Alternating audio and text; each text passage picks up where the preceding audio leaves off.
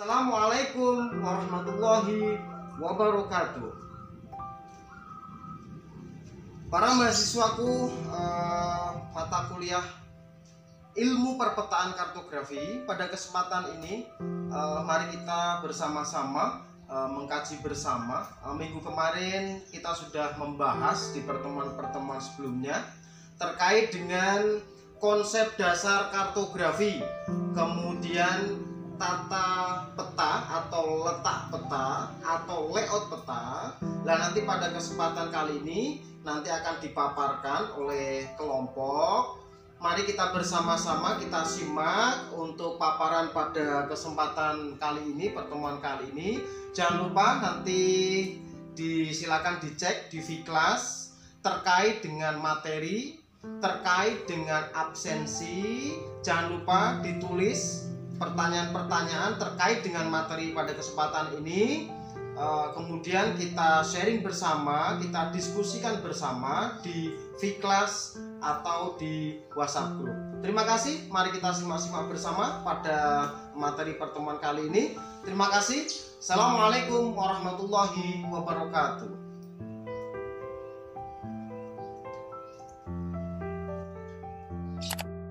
Assalamualaikum warahmatullahi wabarakatuh. Halo semuanya, apa kabar? Alhamdulillah sehat dan tetap semangat mengikuti perkuliahan ilmu perpetaan kartografi yang diampu Bapak Dani Miftah M. Nur MPD. Dari diskusi di Vclass, kami mencoba membuatkan ringkasan materi terkait dengan judul proyeksi peta. Untuk itu, mari kita simak bersama-sama materi yang akan kami paparkan.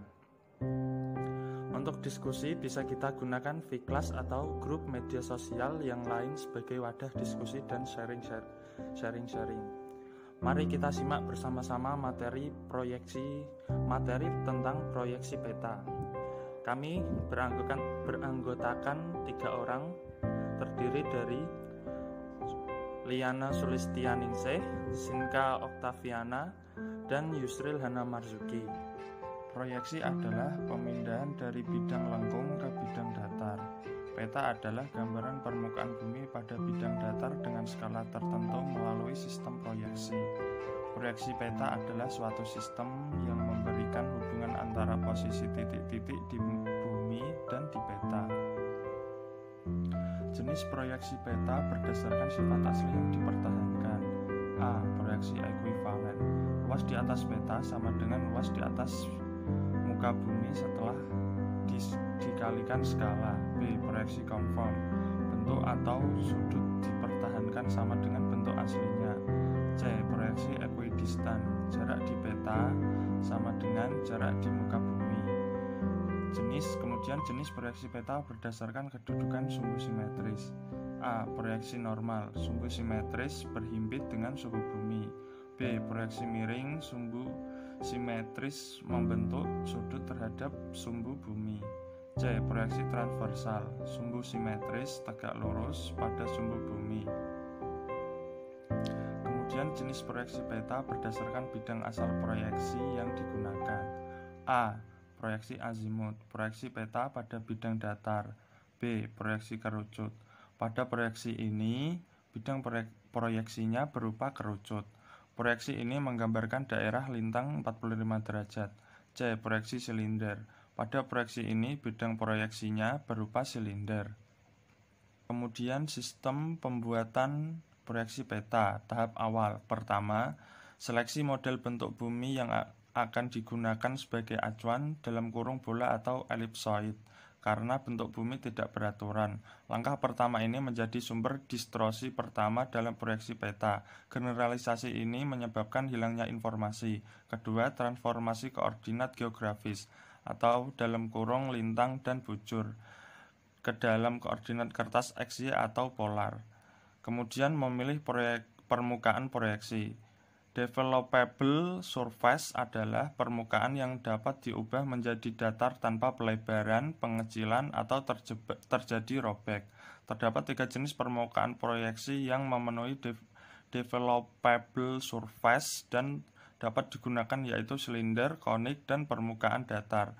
Bola dan elipsoid bukan merupakan developable surface. Oleh karena itu, jika objek berbentuk bola atau elipsoid diproyeksikan ke bidang datar, akan terjadi distorsi. Kemudian aspek proyeksi. Jika bidang proyeksi sudah dipilih, maka langkah berikutnya adalah memilih aspek proyeksi. Aspek adalah istilah yang menjelaskan posisi bidang proyeksi relatif terhadap bumi. Normal berarti sumbu proyeksi sama dengan sumbu bumi. Transversal berarti sumbunya tegak lurus dengan sumbu bumi. Selain kedua ini dinamakan obliku. Kemudian plotting informasi pada globe ke jaring-jaring proyeksi. Pertama, bentuk-bentuk di permukaan bumi tidak mengalami perubahan atau dalam kurung harus tetap, persis seperti pada gambar pada di peta globe bumi. Kedua, luas permukaan yang diubah harus tetap. Ketiga, jarak antara satu titik dengan titik lain di atas permukaan bumi yang diubah harus tetap. Bila diminta untuk memetakan seluruh muka bumi, maka akan dituntut harus tepat. Kemudian plotting informasi pada globe ke jaring-jaring proyeksi.